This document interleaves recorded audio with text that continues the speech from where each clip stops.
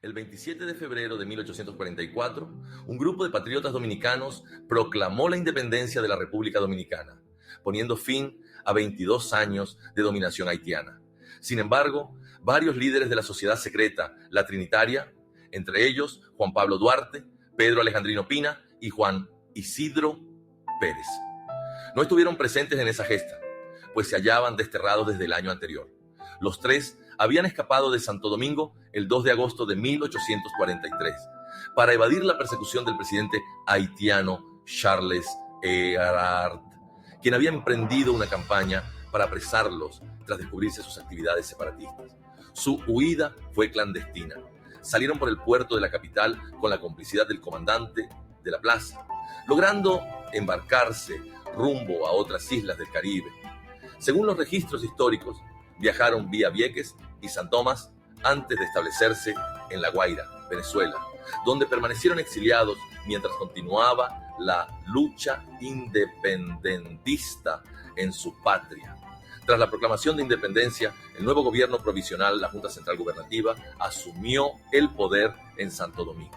Dicha junta, inicialmente encabezada por Tomás Bobadilla, incluía tanto a trinitarios liberales como a antiguos colaboradores del régimen haitiano con posturas más conservadoras. En esos primeros días de libertad, la situación política era precaria. Las fuerzas haitianas se preparaban para contraatacar y reconquistar la parte oriental de la isla. De hecho, a inicios de marzo de 1844, llegaban noticias de que el gobierno de Haití movilizaba tropas hacia la frontera tras conocer la enarbolada del estandarte de la revuelta en Santo Domingo. A la vez, dentro de la Junta Central surgieron diferencias sobre el futuro de la naciente república. El sector conservador, desconfiando de la viabilidad de la independencia por sí sola, llegó a considerar buscar la protección de una potencia extranjera. Ya el 8 de marzo, la Junta discutía un posible protectorado francés, incluso ofreciendo la cesión de la estratégica península de Samaná a Francia como garantía. Estas ideas eran rechazadas por los trinitarios más idealistas como Duarte, Sánchez o Mella, quienes abogaban por una independencia absoluta. Sin embargo, al momento de la llegada de Duarte en marzo, los conservadores tenían la sartén por el mango en el gobierno, dominando la mayoría de la Junta, Bobadilla en la presidencia y el vicario Portes e Infante con influencia, y con Pedro Santana, caudillo militar del Este, comandando las principales tropas en campaña.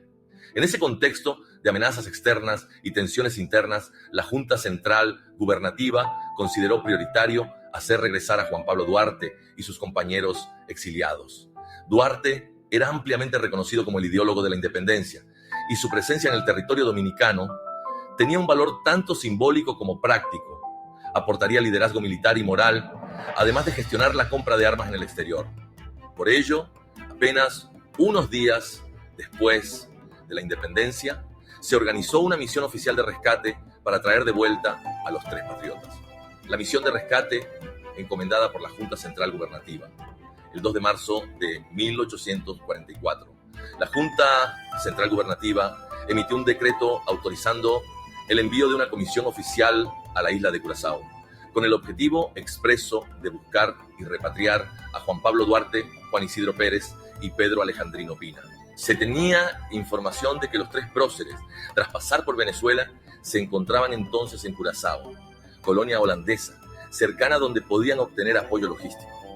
Para esta delicada misión se dispuso la goleta Leonor, a veces citada como Leonora, un bergantín goleta de unos 70 pies de eslora, propiedad de la firma comercial Rothschild, Cohen, en compañía del comerciante jamaicano Abraham Cohen.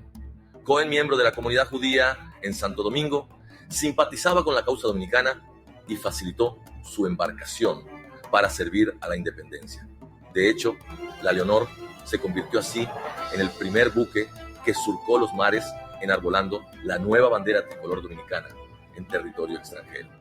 Para comandar la goleta Leonor, en este viaje se eligió al experimentado marino dominicano Juan Alejandro Acosta, quien se ofreció voluntario para la tarea. Acosta, oriundo de Baní, era un navegante de trayectoria y aliado de los trinitarios. Él mismo había ayudado a Duarte, Pina y Pérez a escapar de Santo Domingo meses atrás, facilitando su embarque en agosto de 1843, en un pequeño velero inglés del capitán Finlay rumbo a San Tomás. Ahora, en 1844, Acosta ostentaba el grado de coronel de marina y había participado activamente en la insurrección del 27 de febrero. Tomó parte en la acción de Puerta del Conde. El historiador Emilio Rodríguez de Morici señala que el 2 de marzo la Junta confió a Acosta, en su calidad de comandante de la goleta Leonor, la misión de ir a Curazao a buscar a Duarte y sus compañeros, encomienda que cumplió a cabalidad. Cabe destacar que la organización de la naciente Marina de Guerra Dominicana había sido puesta bajo responsabilidad del general Juan Bautista Cambiaso, marino genovés avecindado en Santo Domingo, quien fungía como fundador de la Armada Nacional. Cambiaso seleccionó a Acosta como su segundo al mando y hombre de confianza para esta primera operación naval de la República. Así, bajo la supervisión estratégica de Cambiaso y el timón de Acosta, la Leonor fue preparada con tripulación y víveres para emprender la travesía de rescate. Junto a Acosta viajó una pequeña comisión designada por la Junta Central Gubernativa, presidida por el trinitario Juan Nepomuceno Ravelo como delegado oficial. Ravelo llevaba consigo una misiva escrita por la Junta y dirigida a Duarte, Pina y Pérez, en la cual se les anunciaba formalmente el éxito de la revolución separatista e instruía su pronto retorno. La carta, fechada en Santo Domingo el 2 de marzo de 1844, comenzaba con el lema patriótico Dios, Patria y Libertad, y transmitía la noticia de que el día 27 de febrero último llevamos a cabo nuestros proyectos. Triunfó la causa de nuestra separación. En ella, la Junta les informaba de la capitulación del general haitiano Desgrote en la capital y de que otras provincias, como Azua y Santiago, probablemente ya se habían sumado al movimiento independentista. También se hacía hincapié en la necesidad urgente de armas y pertrechos para defender la naciente república. Esperamos que apenas llegue ese buque a Curazao, procurarán que su despacho se haga tan pronto como sea posible para tener el imponderable gusto de abrazarnos. Y no dejen de traer los pertrechos y el armamento, pues los necesitamos por temor de una invasión, exhortaba la carta. La misiva estaba firmada por los miembros de la Junta Central Gubernativa, incluyendo a Tomás Bobadilla, presidente, Ramón Matías Mella, Pedro Francisco Bonó, Echavarría, Felipe Benicio Alfau, quien firmó como Félix Mercenario, José María Caminero, Moreno, y el secretario Pedro Pujol, además de llevar la anotación de Francisco del Rosario Sánchez como jefe de operaciones militares interino. De este modo, Duarte y sus compañeros exiliados recibirían confirmación oficial de que su sueño independentista se había hecho realidad, junto con el pedido expreso de volver a la patria libres armados para enfrentar la inminente guerra. Antes de zarpar, la comisión se aseguró de sumar al viaje a algunas personas cercanas a los exiliados, tanto por apoyo moral como logístico. De acuerdo con crónicas de la época, integraban la delegación varios jóvenes voluntarios, entre ellos Enrique Duarte, hermano menor de Juan Pablo Duarte, y Juan Alejandro Pina, hermano de Pedro Alejandrino Pina, entre otros entusiastas colaboradores. Todos compartían el fervor de traer de regreso a los padres fundadores y reforzar la defensa nacional. Con la tripulación, los emisarios y los víveres listos, la goleta Leonor levó anclas del puerto de Santo Domingo alrededor del 2 o 3 de marzo de 1844, desplegando orgullosamente la bandera dominicana en su mástil. Era la primera vez que el pabellón tricolor cruzaba aguas internacionales, lo cual fue motivo de emoción para Acosta y sus hombres, deseosos no solo de prestar ese servicio a la causa nacional, sino de tener la honra de ser los primeros marinos en sacar a lucir en los mares americanos los vivos colores de la bandera dominicana. La travesía de Santo Domingo a Curazao y el retorno con Duarte la goleta. Leonor emprendió el viaje hacia Curazao a comienzos de marzo de 1844, enfrentando un trayecto de varios días por el mar Caribe. Se calculaba que la travesía en ese bergantín goleta tomaría aproximadamente 4 días de navegación en cada sentido, dependiendo de los vientos. Durante el recorrido, la Leonor muy probablemente siguió la ruta comercial habitual hacia el oeste, bordeando la costa sur de la Española, en dirección a las Antillas neerlandesas. El clima marítimo en esa época del año suele ser favorable, con vientos alisios moderados. No obstante, la misión tenía cierto carácter de urgencia dada la situación bélica incipiente, por lo que cada jornada era valiosa. Finalmente, tras unos días de mar, la Leonor arribó al puerto de Willemstad, Curazao, el día 6 de marzo de 1844. La llegada de la embarcación dominicana a esa isla vecina debió haber llamado la atención, en tanto la noticia de la sublevación en Santo Domingo ya circulaba en algunas colonias cercanas. Tan pronto fondeó la goleta, Juan Nepomuceno Ravelo se apresuró a establecer contacto con Duarte, Pina y Pérez, quienes se encontraban efectivamente en Curazao por esas fechas. El delegado les entregó la carta oficial de la Junta con las felices nuevas. ¿Se imagina la emoción con que Juan Pablo Duarte y sus compañeros leerían esas líneas confirmando que sus esfuerzos no habían sido en vano? La República Dominicana se había proclamado libre y sus hermanos de causa en la capital les pedían que regresaran a liderar y defender la patria. De acuerdo con testimonios recopilados posteriormente, Duarte no solo recibió con júbilo la noticia de la independencia, sino que de inmediato mostró preocupación por cumplir con la petición de acopio de armas y municiones. Curazao, como Puerto Franco, era lugar propicio para adquirir armamento en el mercado internacional. Es sabido que en ese periodo los exiliados dominicanos habían gestionado la compra de algunos fusiles y pólvora con los fondos escasos de que disponían. Incluso antes de la llegada de la Leonor, Duarte probablemente ya había previsto enviar armas a sus compatriotas. Existe registro de que en enero de 1844 él habría prometido reunir hasta 5.000 fusiles y fondos económicos para apoyar la inminente revolución.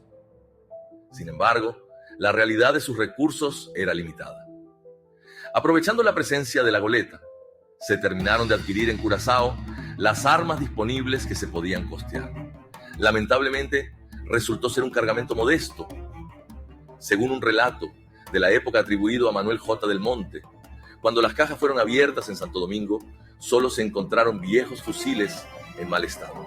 Más adelante, el general Santana criticaría duramente a Duarte por esto, acusándolo de haber ofrecido mucho más armamento del que trajo realmente. Vergüenza da decirlo, el socorro consistía en 29 escopetas. En cuanto a numerario, claro está que se redujo a nada, diría Santana. A pesar de ello, en aquel momento, cada arma contaba para la defensa urgente de la nación, y la intención de Duarte de contribuir fue inequívoca. Antes de emprender el viaje de regreso, ocurrió un percance que retrasó un poco los planes. Juan Pablo Duarte cayó enfermo en Curazao. Fuentes históricas mencionan que sufrió una fiebre cerebral, muy probablemente un acceso de paludismo, malaria, enfermedad común. Este contratiempo de salud hizo necesario postergar un par de días la partida de la Leonor para permitir que Duarte recuperase fuerzas suficientes para viajar. Así lo relata un cronista. La goleta llegó el 6 de marzo, 2 días después se preparó todo, pero no fue sino hasta el día 8 cuando Duarte y sus acompañantes emprendieron el retorno a Santo Domingo en vista de que el patricio padecía de fiebre palúdica. Afortunadamente, la mejoría de Duarte fue rápida y el retraso no fue mayor. Para el 8 de marzo de 1844, la Leonor hizo velas nuevamente en el puerto de Curazao, esta vez con los ilustres pasajeros a bordo, lista para regresar a casa. En la travesía de vuelta venían Juan Pablo Duarte, Juan Isidro Pérez y Pedro Alejandrino Pina como pasajeros centrales, acompañados de Ravelo y los demás comisionados dominicanos, así como del preciado, aunque escaso, cargamento de armas. Es de imaginar la escena encubierta, Duarte convaleciente pero animado, contemplando el horizonte marino con la ansiedad de quien vuelve triunfante a su patria. Pina y Pérez posiblemente ayudando a custodiar las armas y compartiendo anécdotas del exilio. La tripulación dominicana, al mando de Acosta, orgullosa de llevar a los padres de la patria de regreso bajo pabellón dominicano. La Leonor puso rumbo este-noreste aproximadamente 500 kilómetros, que los separaban de Santo Domingo.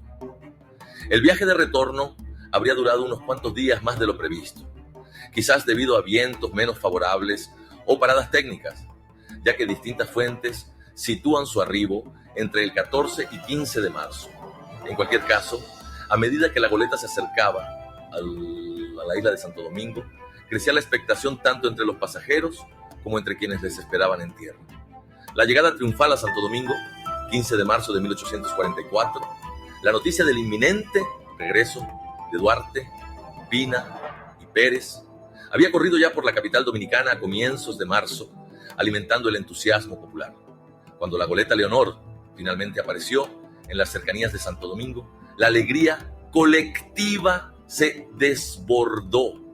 Testimonios indican que el 15 de marzo de 1844, viernes, se avistó la embarcación tricolor aproximándose al puerto de la ciudad, generando alborozo inmediato entre la población. Una inmensa multitud de dominicanos se congregó espontáneamente en la zona portuaria, especialmente en los alrededores de la Puerta de Don Diego, la entrada del puerto de Santo Domingo por donde debían desembarcar los ilustres pasajeros. Hombres, mujeres y niños, provenientes de todos los barrios, se agolparon con banderas improvisadas, ramos de flores y vítores para dar la bienvenida a los héroes del exilio. Juan Pablo Duarte, en particular, era visto como el padre de la patria, cuya presencia terminaría de legitimar la independencia recién lograda. La Junta Central Gubernativa había organizado también una recepción oficial. Según informes, se nombró una comisión especial de autoridades para recibir formalmente a Duarte, Pina y Pérez en el muelle y rendirles los honores correspondientes a su rango de próceres. Es de señalar que la Leonor echó anclas ya caída la tarde, noche del 14 de marzo, por lo cual las autoridades decidieron postergar el desembarco hasta la mañana siguiente, a fin de realizar una ceremonia adecuada a la luz del día. Esa noche la goleta permaneció fondeada en la rada del río Osama, quizá iluminada por antorchas desde la costa, mientras la muchedumbre expectante continuaba celebrando. Al amanecer del 15 de marzo, todo estaba listo para la entrada triunfal. Banderas dominicanas ondeaban desde balcones y baterías de artillería preparaban salvas de honor. Cuando finalmente Juan Pablo Duarte puso pie en tierra dominicana nuevamente, la escena fue profundamente emotiva. El primero en saludarlo fue el anciano arzobispo de Santo Domingo, quien, rompiendo el protocolo, se adelantó entre la multitud y abrazó efusivamente a Duarte exclamando: «¡Salve al padre de la patria!». Estas palabras, «Salve al padre de la patria», resonaron en todos los presentes y quedaron grabadas en la historia como reconocimiento de Duarte como principal progenitor de la nación libre. Inmediatamente, al unísono, el pueblo y los militares congregados en la Plaza de Armas, hoy Parque Colón, adyacente al puerto, prorrumpieron en vítores y proclamaron a Juan Pablo Duarte como general en jefe del ejército dominicano. Fue un momento de unidad nacional. Soldados independentistas, oficiales de distintas guarniciones y ciudadanos comunes levantaron sus sombreros y banderas al aire, aclamando a Duarte con títulos honoríficos y expresiones de gratitud. Juan Isidro Pérez y Pedro A. Pina también fueron recibidos con abrazos, lágrimas de alegría y el reconocimiento popular por su sacrificio. Los tres patriotas avanzaron entre la multitud sobre un camino improvisado de palmas y flores que las damas de la ciudad habían tendido, mientras sonaban músicas marciales y repiques de campanas en señal de júbilo. Crónicas de la época describen a Duarte visiblemente conmovido, vestido de militar dominicano, posiblemente ya portando el uniforme de general que se le otorgaría, y saludando humildemente a la multitud. Es probable que pronunciara algunas palabras breves de agradecimiento y llamara a la unión por la patria, aunque no se ha conservado un discurso textual suyo de ese instante. Lo cierto es que la capital vivió un día de fiesta cívica inolvidable. Un contemporáneo narró que no cabía un alfiler en la plaza. Todos querían ver de cerca a Duarte y que muchas personas lloraban de emoción al tocarle o al oír su voz después de tantos meses ausente.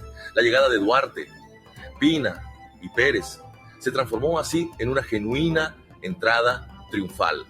comparable a la de Libertadores en otras gestas americanas, sellando simbólicamente el nacimiento de la República Dominicana ante los ojos de su pueblo. Honores oficiales, nombramientos y contexto político tras su regreso. Tras la calurosa recepción popular, la Junta Central Gubernativa procedió a formalizar los honores y posiciones que corresponderían a Juan Pablo Duarte y sus compañeros en el nuevo orden.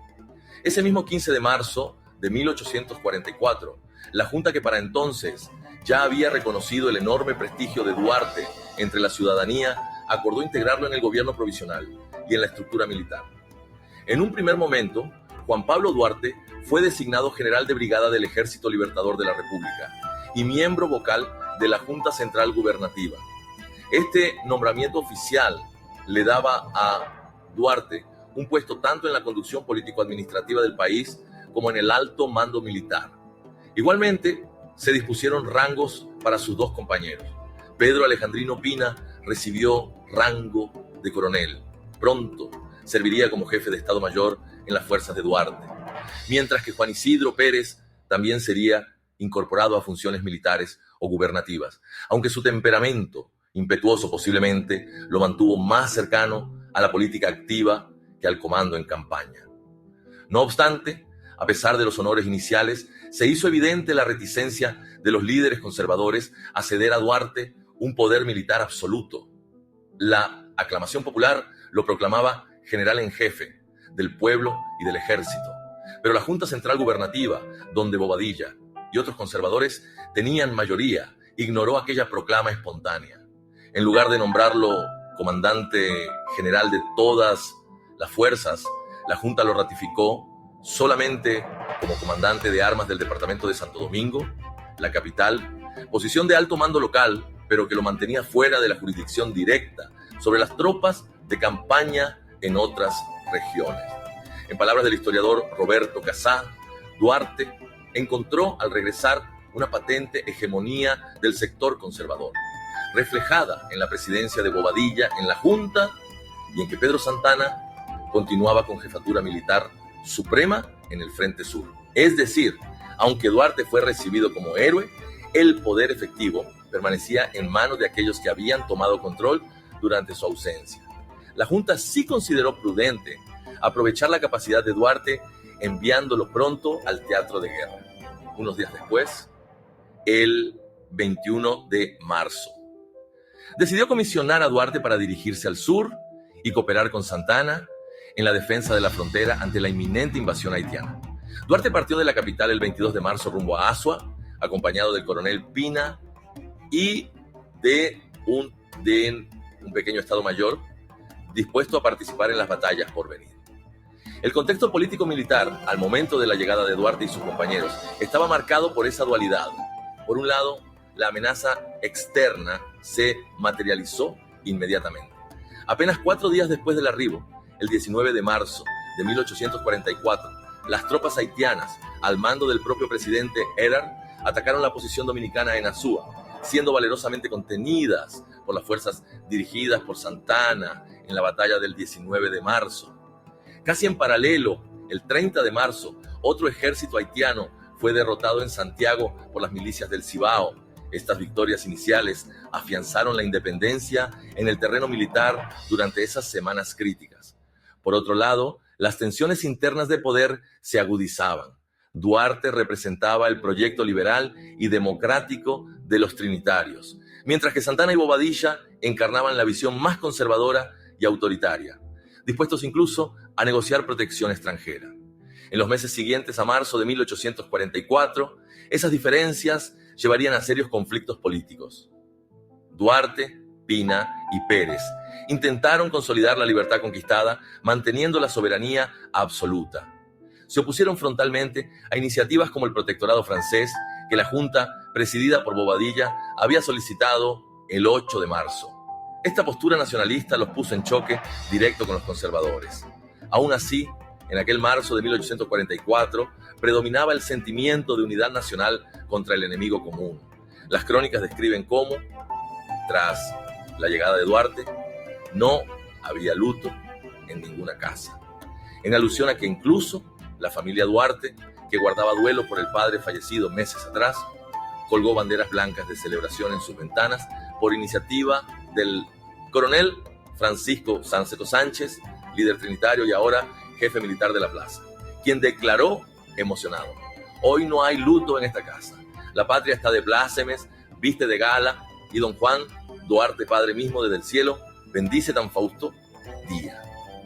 Este ambiente de fiesta cívica se prolongó durante días en Santo Domingo. Hubo Te Deum en la catedral, salvas de artillería, banquetes públicos y bailes populares en honor a los repatriados. Duarte fue hospedado en la casa familiar, a donde acudían constantemente ciudadanos a rendirle homenaje y militares a recibir órdenes para la organización de la defensa nacional. Sin embargo, la efímera luna de miel entre los trinitarios y los conservadores no tardaría en romperse. Para finales de abril y mayo de 1844, las discrepancias estratégicas entre Duarte y Santana quedaron al desnudo. Notablemente, Santana desobedeció propuestas de Duarte para perseguir más agresivamente a las tropas haitianas, prefiriendo una táctica conservadora. En junio de 1844, los trinitarios intentaron sin éxito desplazar a los conservadores del poder en un golpe político, lo que exacerbó la situación. Finalmente, a finales de julio, la facción santanista tomó represalias acusando a Duarte, Sánchez, Mella y otros de traición. Gracias a la intervención valerosa de ciudadanos como Abraham Cohen, el mismo propietario de la Leonor, se evitó un fusilamiento, pero los patriotas fueron arrestados y enviados de nuevo al exilio el 22 de agosto de 1844, apenas 5 meses después de su glorioso retorno. Irónicamente, Duarte partió desterrado otra vez desde el mismo puerto de Santo Domingo, donde en marzo había sido aclamado, marcando el inicio de una larga ausencia del padre de la patria de su tierra natal. Conclusión: significado histórico de la llegada de marzo de 1844, el regreso de Juan Pablo Duarte, Pedro Alejandrino Pina y Juan Isidro Pérez a Santo Domingo en marzo de 1844, a bordo de la goleta Leonor. Es un episodio cargado de simbolismo en la historia dominicana. Representó el reencuentro de la nación con sus fundadores, en un momento crítico en que aún se decidía la suerte de la independencia. Este acontecimiento mostró la gratitud y veneración del pueblo hacia quienes habían consagrado sus vidas a la libertad de la patria, al tiempo que evidenció las pugnas políticas que definirían el rumbo de la república naciente. La documentación de la época, cartas, actas de la Junta y crónicas periodísticas, nos permite reconstruir con fidelidad esos instantes, desde la audaz comisión enviada por la Junta Central Gubernativa a rescatar a los héroes en el exilio, pasando por la emocionante travesía de la Leonor ondeando la bandera nacional en mares extranjeros, hasta el apoteósico recibimiento popular del 15 de marzo con vítores de Padre de la Patria resonando en la ciudad. Cada detalle, el abrazo del arzobispo, las flores arrojadas al paso de Duarte, los discursos improvisados de agradecimiento, quedó grabado en la memoria colectiva y en los anales de la República. A pesar de las posteriores desavenencias y de que Duarte y sus compañeros volverían a sufrir el destierro ese mismo año, la narrativa histórica dominicana guarda un lugar de honor para aquella llegada a bordo de la Leonor. Fue el momento en que los ideales de Dios, patria y libertad cobraron vida en la figura del líder que regresaba para unirse a sus compatriotas. Así, con rigor documental y rica descripción, podemos afirmar que el retorno de Duarte, Pina y Pérez en marzo de 1844 no solo consolidó el espíritu de la independencia, sino que inauguró una etapa de definiciones trascendentales para la joven república, en la cual se confrontaron visiones opuestas sobre el destino nacional.